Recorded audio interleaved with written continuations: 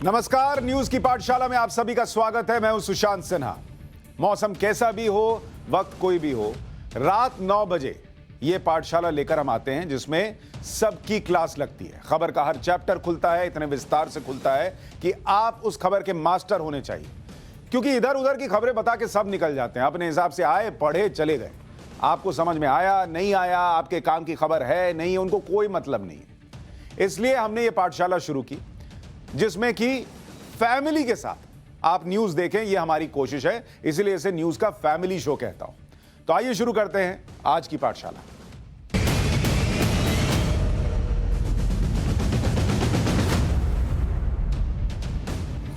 सबसे पहले आज पाठशाला में आपके लिए क्या लेकर आया हूं? राहुल प्रियंका के अनलिमिटेड रीलॉन्च का चैप्टर। आपने आज तक मोबाइल का अनलिमिटेड रिचार्ज सुना होगा, लेकिन यहां कांग्रेस पार्टी में राहुल और प्रियंका के अनलिमिटेड रीलॉन्च का हिसाब किताब चल रहा है। तो उसका जरा चैप्टर खोलकर आज उसको समझेंगे कि यह रीलॉन्च का चैप्टर क्या बता रहा है। गांधी परिवार में मौके की लाइफ टाइम वैलिडिटी है। आपके फोन की भी लाइफ टाइम वैलिडिटी नहीं होती, लेकिन यहां मौका जिनको दिया जा रहा है उनकी लाइफ टाइम वैलिडिटी चल रही है कांग्रेस पार्टी में। पाठशाला में कांग्रेस के खानदानी सिक्के से टॉस होगा।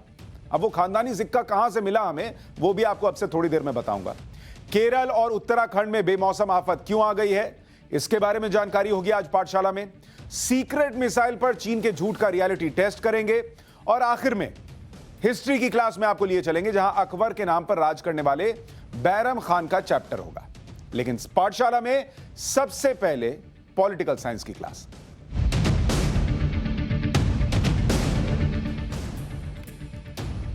तो आज सबसे पहले कांग्रेस का चैप्टर खोलने जा रहा हूं और इसकी वजह है उत्तर प्रदेश में चुनाव है भाई, और उत्तर प्रदेश में चुनाव है तो उसकी कोशिशें तेज हुई हैं।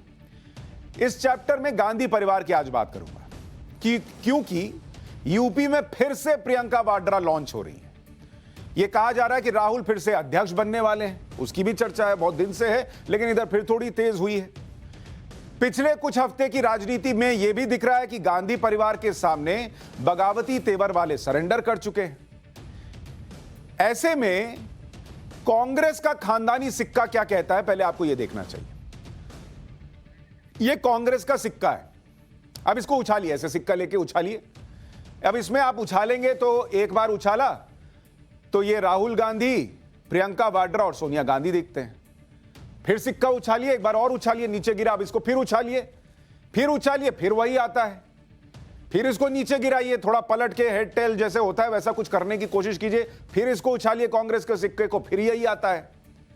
ये जैसे शोले फिल्म में था कि जय भाई साहब जो है वो एक दोनों तरफ सिक्के में वही छपा हुआ था और वो काम करते थे। कांग्रेस पार्टी में भी यही वाला सिक्का चल रहा है।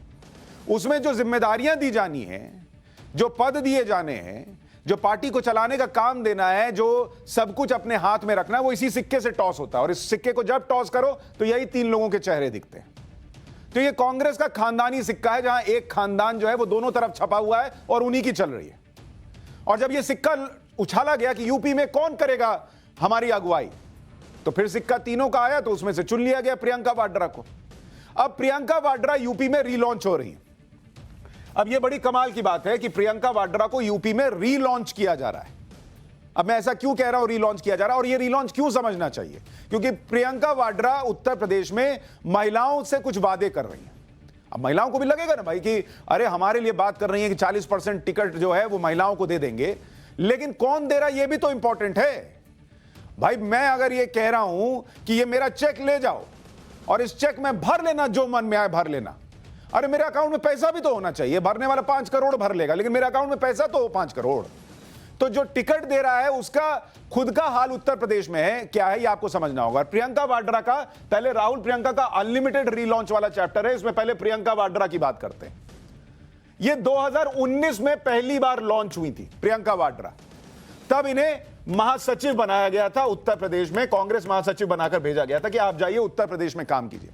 और इनको यूपी का प्रभारी भी बना दिया गया था कि आप जाइए वहां देखिए कैसे काम करना है। यूपी का एक तरीके से कहिए, पश्चिमी यूपी का एक तरीके से जिम्मा दिया गया था कि यूपी का आप इसको कह लीजिए कि ये वाला जो है यूपी का जिम्मा दे दिया गया कि आप जाइए और यूपी में कमाल करके दिखाइए।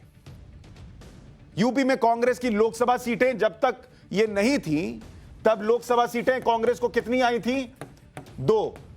अमेठी रायबरेली 2 आती थी। जब प्रियंका वाड्रा को जिम्मेदारी दी गई तो ये घटकर 1 सीट रह गई। तो इन्होंने पहले आते ही 1 सीट का नुकसान करवा दिया। अमेठी इनके भाई राहुल गांधी हार गए और रायबरेली से सोनिया गांधी जीते। फिर इनको 2021 में रिलॉन्च किया गया कि भाई अब आप जाइए पंचायत चुनाव जिता कर आइए। जिला पंचायत चुनाव की जिम्मेदारी इनको दी गई कि भाई आप जाइए और जिता के आइए, इसमें कुछ कमाल करके दिखाइए। उत्तर प्रदेश के अंदर खूब माहौल बना। और यहां रायबरेली जो कि सोनिया गांधी की सीट है, पारंपरिक सीट है, वहां ये जिला पंचायत का अध्यक्ष का चुनाव जो है वो इनकी पार्टी हार गई। अध्यक्ष चुनाव हार गई कांग्रेस, उसमें हार मिल गई। और हालत यह हो गई कि ब्लॉक प्रमुख चुनाव लड़ने की हिम्मत ही नहीं जुटा पाई पार्टी। अमेठी में जो इनका एक और गढ़ है, मतलब गढ़ हुआ करता था, अब तो राहुल गांधी भी बेचारे वहां से सांसद नहीं है, वहां 17 ब्लॉक हुआ करते थे। उस ब्लॉक में से कितनी कांग्रेस पार्टी जीत पाई? ये प्रियंका वाड्रा के अंतर्गत उनके नेतृत्व में 2 ब्लॉक। ये अमेठी और रायबरेली में इनका परफॉर्मेंस बता रहा हूं। अमेठी रायबरेली मतलब होम पिच, ऐसी पिच जहां कौन बॉल डालेगा, कहां फील्डिंग लगेगी, कौन खेलेगा नहीं खेलेगा, सालों साल यही डिसाइड करते आए। बैटिंग मैं ही करूंगा ये डिसाइड करते आए। वहां परफॉर्मेंस ये है कि 17 में से 2 ब्लॉक, लोकसभा की 1 सीट गवा दी, जिला पंचायत का अध्यक्ष का पद गवा दिया। ये थी प्रियंका वाड्रा का परफॉर्मेंस उत्तर प्रदेश में। अब राहुल गांधी का दिखाता हूं। और राहुल गांधी के लिए जैसे कोई योजना चल रही है, राहुल गांधी री लॉन्च योजना। अब ऐसी कोई योजना कागज पर तो नहीं है, लेकिन अगर आप राहुल गांधी का पूरा ग्राफ देखेंगे तो ऐसा लगेगा जैसे राहुल गांधी रीलॉन्च योजना चल रही है। 2004 में राहुल गांधी पहली बार सांसद बने, चुनकर आए, सांसद बने अमेठी से। फिर इसके बाद 2007 में इनको फिर मौका दिया गया। इनको बोला गया, अब 2004 से 7 में क्या किया गया इसका कोई मतलब नहीं है, लेकिन इनको सीधा महासचिव बना दिया गया। और सिर्फ महासचिव नहीं बने, इनको महासचिव बनाने के साथ यूथ कांग्रेस की भी जिम्मेदारी दे दी गई। यूथ कांग्रेस संभालो और एनएसयूआई संभालो, जो इनकी छात्र इकाई है, उसका भी चार्ज कहा कि अब आप देख लीजिए। उसके बाद इन्होंने क्या किया वो कोई हिसाब किताब नहीं है, लेकिन इनको 2008 में फिर मौका मिला। और अभी ये जो मौके मिले, इसके बाद इन्होंने क्या किया वो भी अभी आपको बताऊंगा। 2008 में इनको पीएम बनाने की मांग होने लगी, मतलब कहा जाने लगा कि अब हो गया, अब भाई राहुल भैया को दे दीजिए। मनमोहन सिंह जो कि उस वक्त सरकार चला रहे थे, भाई पीएम थे, जैसे भी थे पीएम थे, तो अब उनको छोड़कर कहा गया कि पीएम बनाने की मांग होने लगी कि अब राहुल भैया को बना दीजिए पीएम। उसके बाद खैर 2011 में जब इनकी सरकार यूपीए 2 फिर से बनी, तो भट्टा परसौल वाला मामला था, जमीन अधिग्रहण वाला, इसमें इनको पूरा हीरो बना दिया गया कि राहुल गांधी ही असली हीरो है भट्टा परसौल मामले में। फिर उसके बाद कुछ नहीं हुआ। फिर 2012 में इनको फिर रीलॉन्च करने के लिए कुछ चाहिए था, तो यूपी इलेक्शन आ गया, यूपी चुनाव 2012 में। इसमें 2 महीने इन्होंने कैंपेन किया। अभी सब बताऊंगा उसके बाद क्या हुआ। और उसमें 2 महीने में इन्होंने 200 रैली की, पूरा एकदम दमखम, इधर से उधर दौड़ रहे हैं, जमीन वहां खेत में जाके खुदाई कर रहे हैं और ये सब चीजें, बहुत तस्वीर आई खाना वाना खाने की इधर उधर। उसके बाद यूपी में क्या हुआ अभी बताऊंगा।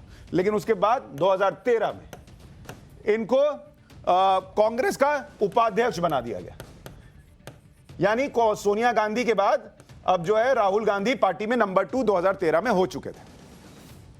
उसके बाद आया साल 2014, इनको लोकसभा इलेक्शन जब आया तो चेहरा बना दिया गया 2014 में कि भाई अब नरेंद्र मोदी जो है उनके मुकाबले में कोई है तो वो राहुल गांधी है। उसके बाद 2017 में इनको अध्यक्ष बना दिया गया कि आप अध्यक्ष बन जाइए, मतलब मौके की कोई कमी नहीं थी। और फिर 2019 में फिर इनको 2019 आया तो कहा गया कि आप फिर चेहरा बन जाइए, मतलब राहुल गांधी। और अभी 2021 चल रहा है, 2021 में फिर कह रहे हैं कि आप फिर से अध्यक्ष बन जाइए। यह राहुल गांधी का 2004 से लेकर 2021 तक का ग्राफ है।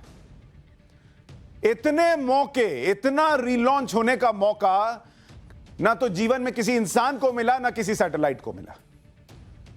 बड़े बड़े सैटेलाइट जो फेल हुए उनको भी इतना मौका नहीं मिला रीलॉन्च होने का, लेकिन राहुल गांधी को मिला। अब राहुल गांधी को मिला तो उन्होंने प्रदर्शन क्या किया, इसकी भी चर्चा होनी चाहिए। 2004 में सांसद बने पहली बार अमेठी से। 2004 अमेठी से सांसद, ये अमेठी से सांसद बने। ये आपको राहुल गांधी के बारे में बता रहा हूं, राहुल जी का प्रदर्शन, ये आपको चैप्टर बता रहा हूं अभी राहुल जी का। तो पहली बार 2004 में अमेठी से सांसद बने, 2019 में अपनी ही सीट गवा बैठे, सीट हार गए। अब आप बताइए, जो पारंपरिक सीट थी जहां से ये लोग लगता था कि कभी नहीं हारेंगे, वो भी राहुल गांधी ने 2019 में गवा दी। अच्छा, 2007 में इनको यूपी चुनाव की जिम्मेदारी दी गई कि यूपी चुनाव में आप जाइए और यूपी चुनाव में कमाल करके दिखाइए। 200 रैली की, अभी आपको बता रहा था ना 200 रैली की। कांग्रेस का हाल क्या हुआ? कांग्रेस को 403 में से कितनी सीट मिली? मात्र 22 सीट मिली। और पिछले चुनाव में कितनी मिली थी? ये यानी 25 सीट जो मिली थी उससे भी 3 सीट घट गई। और जो वोट प्रतिशत था वो 8.5% हो गया, जो कि पिछली बार जो है वो करीब 9% था, 9.0%। यानी आधा परसेंट इन्होंने वोट घटा दिया और 3 सीट घटा दी। ये राहुल गांधी को जब यूपी सौंपा गया 2007 में। और उसके बावजूद 2008 में क्या क्या आ गया कि इनको अब पीएम बना दीजिए। गजब है भाई। 2009 में लोकसभा चुनाव के लिए इनको कैंपेन का काम मिला कि भाई आप 2009 में काम कीजिए, यूपी में काम कीजिए। उसमें 80 में से 21 सीट यूपी में मिली। यह प्रदर्शन आपको कहना होगा कि अच्छा प्रदर्शन था उत्तर प्रदेश में, क्योंकि 2004 से 12 सीट ज्यादा थी ये, जो कि राहुल गांधी के, आप कह सकते हैं कि 2009 में, अगर आप कह रहे हैं कि उनको मौका मिला तो उन्होंने यूपी में 21 सीट दिलाई, तो ये उनके हक में जाता है। 2012 में 2012 इनको फिर से जो है, 2012 की बात कर रहा हूं, 2012 में इनको यूपी में कैंपेन का चेहरा बनाया गया। यूपी चुनाव वही हाल रहा, 28 सीट मिली और 12% वोट मिले। मतलब कोई बहुत बड़ा तोप नहीं, कोई बड़ा बम नहीं फट गया कि भाई इनको दे दिया गया तो अब उत्तर प्रदेश में तूफान आ गया, ऐसा नहीं। 2014 इलेक्शन, मोदी लहर में बह गए। मोदी लहर में खैर कोई नहीं टिका, तो ये क्या टिकते, मोदी लहर में बह गए, कोई नहीं बचा। और कांग्रेस जो है, इनके नेतृत्व में, इनके चेहरे पर 206 सीट से घटकर आ गई 44 सीट पर। अब तक की सबसे खराब प्रदर्शन वाली व्यवस्था थी ये इनकी। मतलब 44 से खराब अब क्या होगा? 206 से 44 पर आ गए। ये राहुल गांधी का परफॉर्मेंस था। इतना नीचे ले आए कि इससे फिर ऊपर ही जाना था। जैसे कहते ना कि अब इससे आप घर में कुछ बचा ही नहीं, लूट लो। सब लुटा ही गया तो उसके बाद घर में से क्या लेके जाओगे? उसके बाद इनको 2017 में फिर यूपी का चुनाव का चेहरा दिया गया, यूपी चुनाव दिया गया। भैया का साथ पसंद है, दोनों हाथ जोड़ के चल रहे थे, सपा और कांग्रेस। अब आप ये देखिए, इनको 28 सीट मिली थी 2012 में, 2017 में ये 28 सीट से घटकर 7 सीट पर आ गए। मतलब 21 सीट गवा बैठी, और जो 12% वोट था वो वोट हो गया 6%। ये राहुल गांधी का प्रदर्शन था 2017 में उत्तर प्रदेश चुनाव में। और ये 2017 में इस परफॉर्मेंस के बाद, जिस आदमी ने यूपी में 28 से 7 पर ला दिया, 12% वोट से 6% पे ला दिया, उसको क्या बना दिया गया कांग्रेस पार्टी में? अध्यक्ष। इसीलिए मैं कह रहा था कि वो सिक्का है। एक बार सिक्का फिर से दिखाइए विंडो में डाल के, वो सिक्का उछालिएगा तो वही चेहरा ही आता है। आप कुछ भी कर लीजिए, हरा दीजिए, गिरा दीजिए, पिटवा दीजिए चुनाव में, वो यही होगा कि ये वाला सिक्का उछलेगा और सिक्का उछल के फिर गिरेगा, यही फोटो आ जाती है। फिर उछालिए इसको, फिर गिरेगा, फिर उठाइए, फिर इसको उछालिए, फिर सिक्का उछलेगा, फिर यही फोटो आ जाएगी। तो जब फोटो ही 3 आनी है तो किसको मौका देना है? किसी को देना ही नहीं है। उसके बाद खैर 2017 में कुछ गुजरात इलेक्शन कैंपेन में बीजेपी को टक्कर दी। गुजरात में यह बढ़िया प्रदर्शन था कि भाई टक्कर तो दी कम से कम। उस गुजरात में जो नरेंद्र मोदी का गढ़ है वहां टक्कर दे रहे थे। 182 में से 77 सीट आई, तो सोच लीजिए, और 41% वोट शेयर मिला। चलिए भाई, राहुल गांधी ने यहां अच्छा प्रदर्शन किया। फिर 2018 में थोड़ा और ग्राफ बेहतर हुआ। यहां एमपी जीते, छत्तीसगढ़ जीते और राजस्थान जीते। राजस्थान में चलिए ठीक है, एक बार तुम एक बार हम वाला हिसाब रहता है। छत्तीसगढ़ में इन्होंने 15 साल का जो कार्यकाल था उसको खत्म किया और मध्य प्रदेश में मामा जी को हराया। तो ये वाला साल जो है वो कहिए एकदम गुड लक फैक्टर लेकर आ गया। ये हुआ, लेकिन फिर 2019 का साल आया। अब लगा कि अब तो बवाले हो जाएगा कि भाई इतना 3-3 राज्य जितवा दिया, अब क्या बचा, अब तो फिर खत्म, नरेंद्र मोदी खत्म। लेकिन हुआ क्या, 44 से बढ़कर 52 सीट पर आए।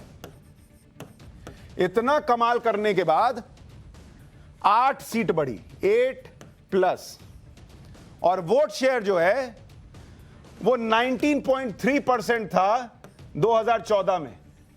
वो वोट परसेंट बढ़ाकर इन्होंने कर दिया 19.5%। अब कहने को तो कोई कह सकता बढ़ा ना भाई, 0.28% बढ़ा, लेकिन बढ़ा। और अपना अमेठी हार गए, लेकिन वायनाड जीत गए, तो सिक्का वही बराबर हो गया। तो अब फिर मारामारी चल रही है कि 2021 आ गया है, अब राहुल जी को बना दीजिए।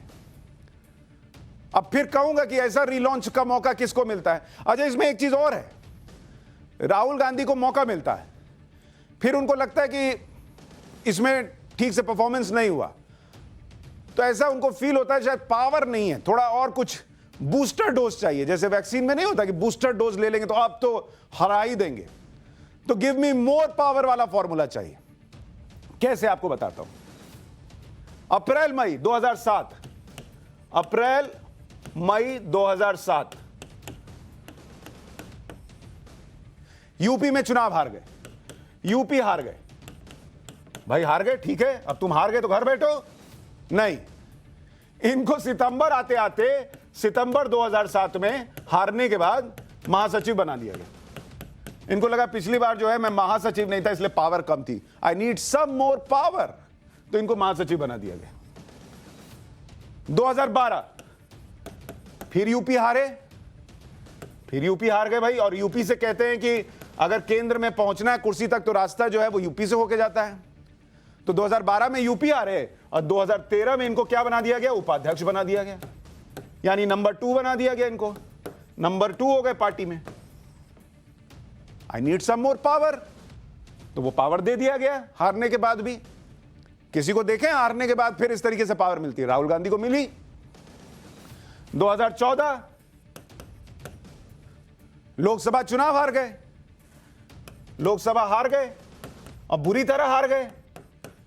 उसके बाद भी कोई कमाल नहीं किया, 44 सीट पर आ गए। उसके बाद अगले कुछ सालों में कुछ कमाल किया हो नहीं, हर जगह हारते चले गए। और इनको फिर लगा कि नहीं, I need some more power, तो इनको उपाध्यक्ष से अध्यक्ष बना दिया गया कि लो अब तुम अध्यक्ष बन जाओ, तुम ही सब संभाल लो, I need some more power, तो वह पावर दे दिया गया इनको। पावर भी सोच रहा था कि मैं क्या करूं, कैसे सीट बढ़ाऊं, क्योंकि पावर बढ़ रही थी, सीट नहीं बढ़ रही थी, नतीजे नहीं बढ़ रहे थे। फिर 2019 लोकसभा चुनाव हार गए। फिर 2021 आते आते कह रहे इनको अध्यक्ष बना दीजिए। फिर वही वाला सिक्का, दिक्कत वही ना, उछाल रहे हैं तो फिर वही 3 फोटो आ जाती है, तो अध्यक्ष बनाएं किसको 2021 में, फिर वही सिक्का आ जाता है, उछालिए, फिर सिक्का वही बोलता है कि बना दो इन्हीं में से किसी को। यही वाला सिक्का जो बगल में आप देख रहे हैं। लेकिन ये लोग इस बात पर गंभीरता, मुझे कोई दिक्कत नहीं है कांग्रेस पार्टी या किसी को भी, क्या दिक्कत होगी, कांग्रेस पार्टी किसी को भी जिम्मेदारी दे, लेकिन कांग्रेस कमजोर कैसे हुई इसकी चर्चा नहीं है, इस पर जोर नहीं है, इस पर बहस नहीं है। 1980 में 309 सीट हुआ करती थी कांग्रेस पार्टी के पास, और उत्तर प्रदेश में 38% वोट शेयर था कांग्रेस पार्टी का। यह ग्राफ देखिए आप कांग्रेस पार्टी का। 1985 में घटकर 269 हुआ सीट, जो है वो घट गई, लेकिन वोट प्रतिशत 1% बढ़ा, 39% पे थे। लेकिन 85 के बाद फिर उठे ही नहीं। 1989 में 94 सीट पर आ गए, 28% वोट शेयर हो गया। 1991 में 46 सीट पर आए, 17% वोट शेयर हो गया। 1996 में 33 सीट पर आ गए, 8% वोट शेयर हो गया। 2007 में 22 सीट पर आ गए, 8.5% वोट शेयर हो गया घट के। और 2017 में 7 सीट पर आ गए, मात्र 6% वोट मिला उत्तर प्रदेश के अंदर। और वहां जाकर आप कहते हैं कि हम 40% टिकट जो है वो महिलाओं को दे देंगे। महिलाओं को तो दे देंगे, लेकिन वो जीतेंगी कैसी जब आपका कोई जनाधार ही नहीं है, आपके पास कोई चेहरा नहीं है, आपका वहां पर जो नेतृत्व होना चाहिए वो नहीं है, संगठन नहीं है। और यूपी में कांग्रेस खत्म क्यों हुई? सबसे पहली वजह मंदिर पॉलिटिक्स। इसको आप समझिए कि कांग्रेस यूपी में कैसे खत्म हुई। यूपी में कांग्रेस जीरो कैसे हुई? जीरो ये कैसे हुआ, इसको समझिए। इसकी पहली वजह आप समझिए। पहला, मंदिर पॉलिटिक्स। आज आप जनेऊधारी बनकर घूम रहे हैं, लेकिन जब मंदिर की बात हो रही थी तब आप कहां थे? आप नहीं खड़े थे। मंदिर पॉलिटिक्स का नतीजा देखिए। बीजेपी, आपको बताता हूं, और कांग्रेस, इसको देखिए। 1985 में बीजेपी 16 सीट पर थी। 1991 में 1991 में 221 सीट पर आई, और अभी जो है वो 300 सीट पार कर गई, 304 सीट। ये है बीजेपी। और कांग्रेस क्या थी? कांग्रेस उस वक्त थी 269 सीट पर, 269। ये 1985 का आपको बता रहा हूं, 1985। 1991 में घटकर 46 हुई। अपर कास्ट का वोट बीजेपी की तरफ खिसक गया, और आज की डेट में कितनी सीट है? 7 सीट है। तो पहला आपका हिसाब किताब बैठता है कि मंदिर पॉलिटिक्स जो है वो पूरी तरीके से कांग्रेस पार्टी उसमें जो है कहीं भी लोगों के सेंटीमेंट के साथ खड़ी नहीं हुई। तो एक समस्या मंदिर पॉलिटिक्स। अब दूसरा पॉइंट देखिए, मंडल पॉलिटिक्स। मंडल पॉलिटिक्स, इसको लेकर भी, यानी ओबीसी की राजनीति। इसमें मुलायम सिंह उभरे राजनीति पर, उन्होंने जोर लगाया। मुलायम सिंह यादव जो है वो 1989 में सीएम बन गए, फिर अपनी पार्टी बनाई, 1993 में फिर सीएम बने। तो समाजवादी पार्टी ने ओबीसी वोट अपनी तरफ कर लिया। कब कांग्रेस से ये वोट बैंक खिसक गया? क्यों खिसक गया? इन्होंने सोचा ही नहीं, सिक्का उछालते रह गए। उसके बाद तीसरा, बीएसपी का उदय। आपके आसपास क्या हो रहा था आपने कभी सोचा ही नहीं। दलित वोट कांग्रेस से खिसक कर कब मायावती के पास चला गया, कांशीराम के पास चला गया, इनको फिक्र ही नहीं हुई, इनको चिंता ही नहीं हुई, इनको समझ ही नहीं आया कि कैसे उस पर काम करना चाहिए। उसके बाद चौथा, इनका जो कोर वोट होता था मुस्लिम वोट, मुस्लिम वोट खिसक कर चला गया समाजवादी पार्टी के पास। मुस्लिम और यादव वोट ट्रांसफर हो गया सपा में, सपा के पास चला गया।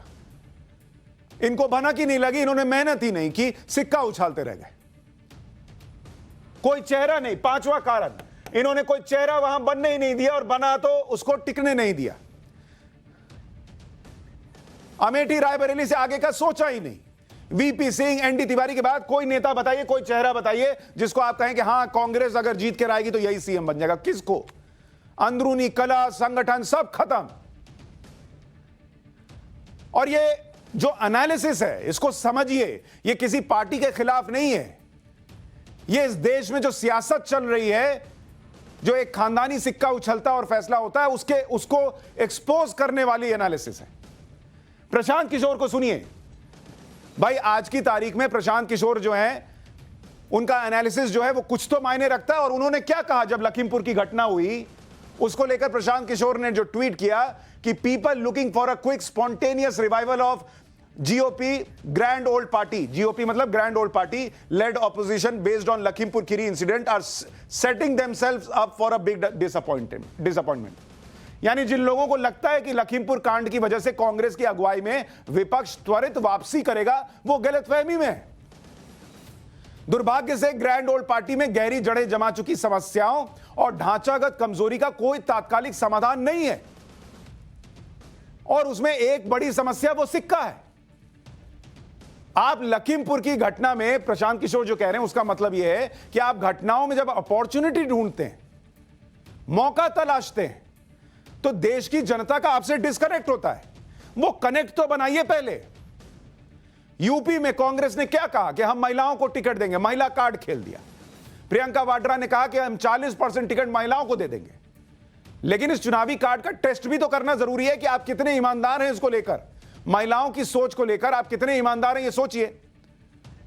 आपको पिछले चुनाव का हाल दिखाता हूं, यूपी का हाल आपको दिखा रहा हूं। यूपी में महिला कैंडिडेट, महिला प्रत्याशी, और ये आपको बता रहा हूं 2017 का, 2017 बीजेपी ने कितने कैंडिडेट उतारे? 48 उतारे 384 में से, यानी अगर आप इसका परसेंटेज निकालिएगा तो 13% महिलाओं को इन्होंने टिकट दिया। कांग्रेस पार्टी जो आज बात कर रही है, कांग्रेस पार्टी ने 12 महिलाओं को टिकट दिया। कितने में से? 114 में से, यानी 11%।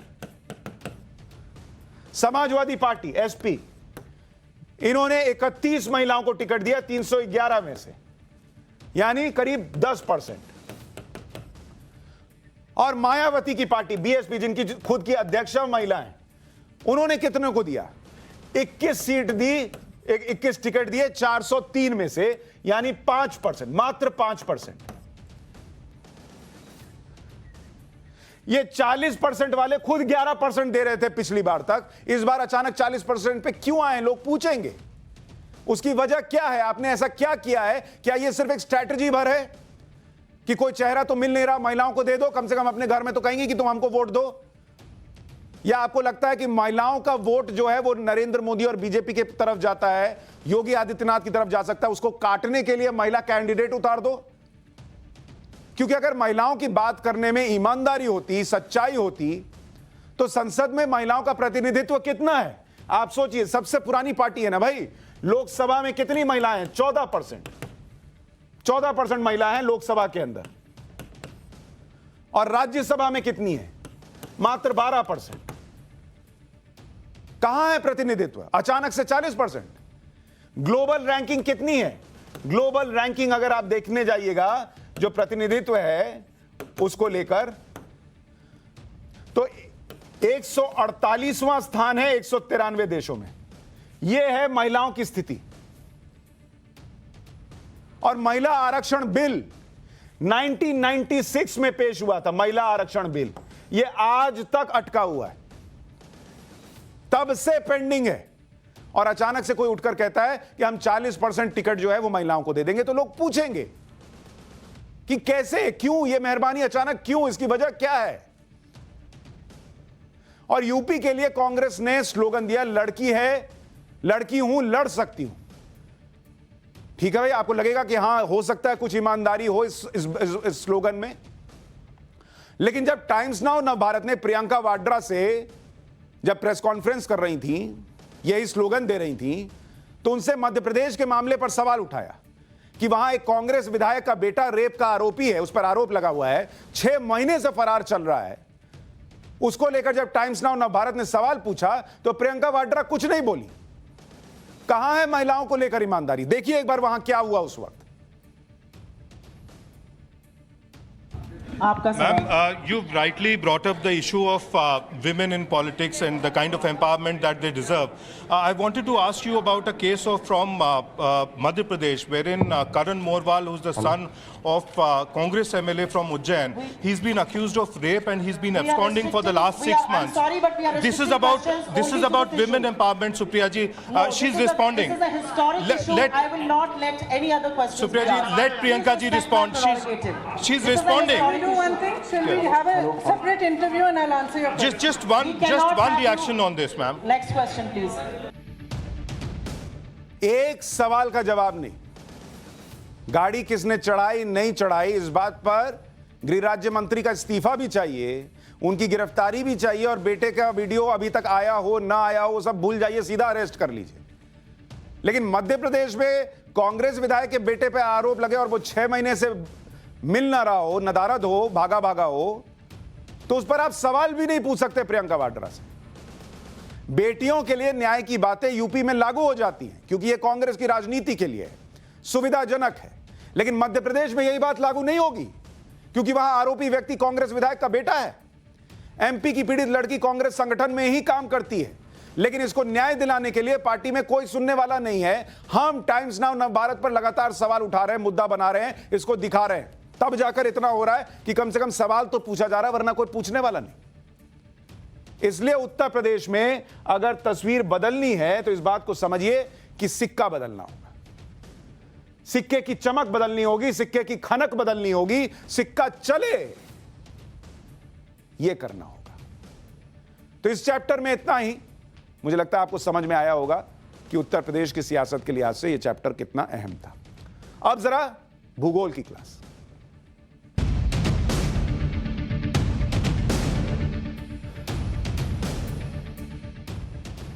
खैर, चुनाव का सीजन तो चलता रहेगा, लेकिन बारिश का सीजन तो खत्म हो जाना चाहिए था। अक्टूबर खत्म होने में 2 हफ्ते रह गए हैं, लेकिन बारिश का सीजन ही खत्म नहीं हो रहा। देश के कई हिस्सों में अब भी बारिश चल रही है। केरल में तो भयानक बाढ़ आई हुई है। उत्तराखंड जैसे पहाड़ी इलाके आफत में। केरल में भारी बारिश और लैंडस्लाइड से 2 दिन में 30 से ज्यादा मौत हो चुकी है। उत्तराखंड में भारी बारिश और लैंडस्लाइड हुई है, 2 दिन में 34 लोगों की मौत हो गई है। और ये तस्वीरें गवाही दे रही हैं कि वहां क्या हुआ है, किस तरीके से घर बह गए हैं, उसकी तस्वीर देखिए। और ये पुरानी तस्वीर जो है वो भी आपके सामने जहन में याद रहे, इसलिए दिखा रहा हूं। केरल में कई नदियां खतरे के निशान से ऊपर बह रही हैं। सैकड़ों घर तबाह हो गए, बाढ़ में बह गए हैं। साउथ और सेंट्रल केरल सबसे ज्यादा प्रभावित हुआ है। 16 अक्टूबर से सब कुछ शुरू हुआ था और केरल में 20 अक्टूबर से फिर से अलर्ट है। 11 जिलों को अलर्ट रहने के लिए कहा गया है। 1 अक्टूबर से 19 अक्टूबर तक 135% ज्यादा बारिश हुई है। मतलब जो बारिश खत्म होनी चाहिए थी उससे 135% ज्यादा बारिश हो गई है केरल के अंदर। उत्तराखंड में भी कमोबेश यही हाल है, वहां भी भारी बारिश हो रही है। सरकार ने जो वहां पर 4 धाम यात्रा थी उसको रोक दिया, स्कूल बंद करने पड़ गए। एसडीआरएफ की 29 टीमें अलग अलग जिलों में तैनात करनी पड़ गई हैं। उत्तराखंड के नैनीताल में रामगढ़ ब्लॉक में बादल फट गया, एक मकान ढह गया। इस मकान में मौजूद 9 लोगों की मौत हो गई। उत्तराखंड में इतनी भयंकर बारिश हो रही है। हमारी सहयोगी हैं मीनाक्षी कंडवाल, इसके बाद शो करती हैं ओपिनियन इंडिया का। उनको उत्तराखंड में शूट पर जाना था, इतनी बारिश हुई, आधे रास्ते से वापस आना पड़ गया। यह हालत है वहां बारिश की। हल्द्वानी में रेलवे लाइन तहस नहस हो गया भाई। काठगोदाम और दिल्ली को जोड़ने वाली लाइन पर पटरियां टूट गईं। नैनीताल में नैनी झील उफान पर है, झील का पानी शहर में घुस गया है। यह हालत है। ये तस्वीरें आप देखिए, कैसे गाड़ियां पानी में डूबी हुई है। सड़क पर ऐसा लग रहा है कि सैलाब आया हुआ है। लोग सड़क पर हैं कि नदी में खड़े हैं, पता ही नहीं चल रहा है। रस्सी से एक दूसरे को नहीं पकड़ेंगे तो आप सोचिए कैसे बह जाएंगे, वो हालत है। चंपावत में चलथी नदी पर बन रहा निर्माणाधीन ब्रिज बह गया, पुल ही बह गया भाई। रुद्रपुर में सड़कों पर पानी भर गया। कल्याणी नदी है रुद्रपुर में, उसके किनारे बसे लोगों को सुरक्षित जगहों पर पहुंचाना पड़ा है। लोग गोद में बच्चों को लेकर निकल रहे हैं। उत्तराखंड के बद्रीनाथ नेशनल हाईवे पर उफनते नाले का पानी सड़क पर आ गया। एक कार फंस गई वहां पर। अब आप सोचिए इस कार में जो रहा होगा उसकी क्या हालत हुई होगी। बड़ी मुश्किल से उसका रेस्क्यू किया गया, वो तो बच गया, नहीं तो ये गाड़ी जो है सोचिए कहां जाती है और उस आदमी का क्या हुआ होता। गाड़ी है, लग रहा है कि खिलौना है, इस तरीके से फंसी हुई है गाड़ी।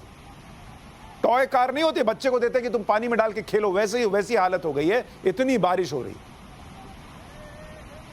और ये जो मौसम का बदलता पैटर्न है वो बड़ी वार्निंग दे रहा है। खबर खाली इतना देख के निकल जाएगा, इधर बह गए, इधर टूट गया, इधर पानी आ गया, तो फिर समझ नहीं पाइएगा कि कैसे सुधरेगा। मौसम का पैटर्न समझिए। कभी क्या हो रहा है, ये मौसम का पैटर्न आप समझिए। बहुत गंभीर बात बता रहा हूं मौसम का, और इसलिए कहता हूं ये न्यूज का फैमिली शो है। बच्चों को भी दिखाइए कि मौसम का पैटर्न जो है वो क्या कह रहा है। सिर्फ ये नहीं कि अब स्कूल नहीं जाना है, घर में बैठना है, पानी में जाके खेलना है, ये नहीं। ये वार्निंग है, ये वार्निंग संदेश है जिसको अगर अभी नहीं सुनिएगा, अंग्रेजी फिल्मों में बड़ा अच्छा लगता है देखने में कि अरे वो साइंटिस्ट था, उसको मैसेज आया, उसने डिकोड किया, लोग उसकी नहीं सुन रहे थे, बाद में तबाही हो गई, सब खत्म हो गया, हीरो हीरोइन लास्ट में बच गए। लेकिन यहां कोई नहीं बचेगा भाई, क्योंकि कभी वार्निंग क्या कह रही है, कभी अचानक बारिश हो रही है, कभी बारिश हो जा रही है अचानक से, और कभी कई हफ्तों तक मॉनसून में है, कभी एकदम सूखा है, कभी सूखा पड़ रहा है, कोई मतलब बारिश का नामो निशान नहीं है। जैसे सितंबर में क्या हुआ, सितंबर में 135% ज्यादा बारिश हुई, जो कि सितंबर में अमूमन नहीं होती थी, 135%। और इसी के उलट अगस्त में क्या हुआ, अगस्त में 24% कम बारिश हुई, जितनी अमूमन अगस्त के महीने में होती थी उससे 24% कम बारिश हुई। भाई जुलाई अगस्त तो मॉनसून होता है ना भाई, आप पहले से तैयारी कर लेते हैं ना कि अगस्त के महीने में इस दिन पकोड़े खाएंगे, इस दिन वहां घूमने जाएंगे, इस दिन ये बारिश वाला गाना सुनेंगे। कहां सुनते, 24% बारिश कम हो रही थी। और सितंबर में जब छाता पैक करके रखने की बारी आई तो 135% ज्यादा बारिश हो रही थी। अक्टूबर के पहले हफ्ते में तो मॉनसून चला जाता है, लेकिन इस बार भारी बारिश हो रही है। केरल में 4 साल से लगातार बाढ़ आ रही है। केरल का हाल देखिए, ये केरल का एक दिन का हाल नहीं है। केरल में क्या हुआ है 4 साल में 700 मौतें हुई हैं केरल में, इसी बारिश और बारिश की वजह से जो हालात पैदा हुए उसकी वजह से। 2018 में कितनी हुई, 483 मौत। ये केरल का हाल बता रहा हूं, और यह हर साल हो रहा है। 2019 में फिर एकदम भयानक बारिश हो गई, 121 मौत हुई। आप हेडलाइन सुनते हैं, पढ़ते हैं, सोचते हैं अरे केरल इस बार नहीं जाना है। अरे वहां हो क्या रहा है इसको तो समझिए, नब्ज तो पकड़िए। 130 मौत हुई 2020 में, और इस बार 2021 में फिर वहां हालत वही है। इसी तरीके से अगर आप उत्तराखंड को देखने जाइएगा, उत्तराखंड में लैंडस्लाइड जो है, ये आपको केरल का बताया, अब आप उत्तराखंड देखिए। दिल्ली से एकदम करीब में, जिसको मौका मिलता है उत्तराखंड भाग जाता है छुट्टी मनाने। लैंडस्लाइड की घटनाएं देखिए, जो भूस्खलन होता है कि जमीन खिसक गई, वो लैंडस्लाइड की घटनाओं की संख्या देखिए। 2015 में 33 घटनाएं थी लैंडस्लाइड की, और आज की तारीख में 2021 में कितनी हुई हैं सोचिए। शर्त लगाऊंगा आपको पता नहीं चल पाएगा। 972 घटनाएं लैंडस्लाइड की हुई हैं। कहां 33 है और कहां 972 है, कोई सिर पैर है? और लैंडस्लाइड, आप यहां घर में बैठ के लैंडस्लाइड देखते हैं, जो उत्तराखंड में रह रहे हैं उनसे पूछिए, उनकी जमीन पैरों के नीचे से खिसक रही है। सिर्फ पहाड़ की जमीन नहीं खिसक रही है, उनकी जिंदगी खिसक रही है, उनका रोजगार खिसक रहा है। उत्तराखंड में बादल फटने की घटना है, ये लैंडस्लाइड बताया, बादल फटने की घटना है। बादल फटना जो होता है उत्तराखंड में, 2015 में 156 बार बादल फटा था, और 2020 में उत्तराखंड में कितनी बार बादल फटा? 1632 बार बादल फटने की घटनाएं। कई हेडलाइन भी आपने देखी कि 1632 बार बादल उत्तराखंड में क्यों फट रहा है। लैंडस्लाइड जो है वो बढ़ा है 300%। 300% की बढ़त है जो घटनाएं देश में सामने आ रही, और बादल फटने की घटनाएं जो हैं वो 500% बढ़ रही हैं। ये इस देश में हालत है मौसम का। केरल में बाढ़ और बारिश इतनी तबाही क्यों मचा रहे हैं, इसको सोचिए। और इसकी वजह है शहरीकरण की वजह से लेक और वेटलैंड तेजी से कम हो रहे हैं, यानी पर्यावरण का संतुलन बिगड़ रहा है। क्योंकि आपको शहर बसाना है, सबको 2 BHK 3 BHK चाहिए, पार्क मॉल सब चाहिए, तो आपने पर्यावरण के साथ छीनना शुरू कर दिया। बारिश के पैटर्न में बदलाव हुआ है, कम इलाके में कम वक्त से ज्यादा बारिश हो रही है, जिसकी वजह से बादल फटने की घटनाएं बढ़ रही हैं। और यह भी पर्यावरण में जो डिसबैलेंस है उसकी वजह से। क्यों हो रहा है? माइनिंग, मतलब अंधाधुंध खुदाई चल रही है, पेड़ों की कटाई, जंगल के एरिया में कमी आ गई है, कमर्शियल गतिविधियां बढ़ गई हैं, आपने पेड़ काट दिए, पेड़ क्या करते हैं? पेड़ की जड़ें जो हैं वो पहाड़ों की मिट्टी को पकड़ के रखती हैं, बांध के रखती हैं। पेड़ जो हैं वो घर के बुजुर्ग की तरह होते हैं, आपको अच्छा लगे ना लगे, लेकिन परिवार को बांध के रखते हैं। जैसे परिवार में बुजुर्गों की अहमियत खत्म कर दीजिएगा, तो वैसे ही पर्यावरण में पेड़ों की अहमियत खत्म कीजिएगा, तो यूं ही जमीन फिसलती चली जाती है। अवैध खनन, जिससे छोटे छोटे पत्थर कंकड़ नदी में गिरते हैं और प्रवाह को रोक देते हैं, तो इधर से उधर बारिश का नदी का पानी जो है वो जाता है, तबाही लाता है। खेतों और नदी के किनारे कंस्ट्रक्शन हो गया है। हर जगह शहर बसाने जाइएगा तो बसा हुआ शहर भी नहीं बचेगा। यह कुदरत की आफत नहीं है, यह हमारी बनाई हुई आफत है। इस तबाही के लिए जिम्मेदार आप और हम हैं। कोरोना कैसे आया, चीन से आया, नहीं आया, किसने बनाया, नहीं पता चला, तो यह मान के चलिए कि महामारी अचानक आकर बैठ गई दरवाजे पर। दुनिया को संभलने का मौका नहीं मिला। लेकिन इस मुसीबत को तो आपने न्योता दिया, हमने न्योता दिया। मौसम का पैटर्न आपको खुद ही चेतावनी दे रहा है कि अब तो सुधरो, अब तो बदलो। लेकिन आपको उत्तराखंड घूमने जाना है, वहां पेड़ कट रहे हैं कि नहीं, और वहां पेड़ कटने के बाद लग रहे हैं या नहीं, इससे आपको कोई मतलब नहीं। हम सब कुछ अनदेखा कर रहे हैं, जिसका नतीजा है कि हमारे अपनों की जान जा रही है। बारिश कभी तेज हो रही है, जुलाई और अगस्त में कई स्थानों पर पानी गिरा ही नहीं। मतलब हालात ऐसे हो गए। इस परिस्थिति को समझिए, जागिए, लोगों को जगाइए, बात कीजिए। आपका भी रोल है इसमें, मेरा भी रोल है, और सबका रोल है यह हालात को बदलने में। सिर्फ सरकारों पर मत छोड़ दीजिए। पाठशाला में एक छोटे से ब्रेक के लिए रुक रहा हूं। ब्रेक के उस पार थोड़ा पानी वानी पीजिए, उसके बाद हिस्ट्री की क्लास।